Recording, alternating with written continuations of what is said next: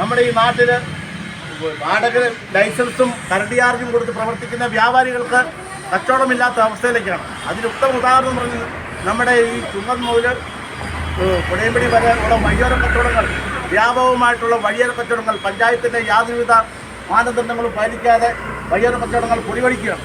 ഗവൺമെൻറ്റും പഞ്ചായത്ത് അധികൃതരും ആ കാര്യത്തിൽ യാതൊരുവിധ നടപടികളും സ്വീകരിക്കാതെ വ്യാപാരികളെ അതും ടാക്സുകൾ പറഞ്ഞുകൊണ്ട് വ്യാപാരികളെ പീഡിപ്പിച്ചുകൊണ്ടിരിക്കുന്ന അവസ്ഥയിലേക്കാണ് നമ്മൾ കടന്നുപോകുന്നത്. നമുക്കറിയാം, ഇന്ന് പല പല വ്യാപാരികളും അടച്ചുപൂട്ടലിൻ്റെ വക്കിലാണ്.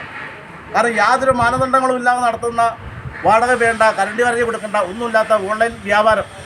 നമുക്ക് ഓൺലൈൻ വ്യാപാരത്തിന് കടന്നു വരവോടുകൂടി മിക്ക വ്യാപാരികളും വളരെ ദുഃഖത്തിലും ദുരിതത്തിലുമാണ്. ഇതെല്ലാം നമ്മൾ കാണിച്ചുകൊണ്ടാണ് നാളെ കേന്ദ്ര ഗവൺമെൻറ്റിൻ്റെ പാർലമെൻറ്റിൽ നമ്മളൊരു പാർലമെൻറ്റ് ചാർജ് സംഘടിപ്പിക്കുക.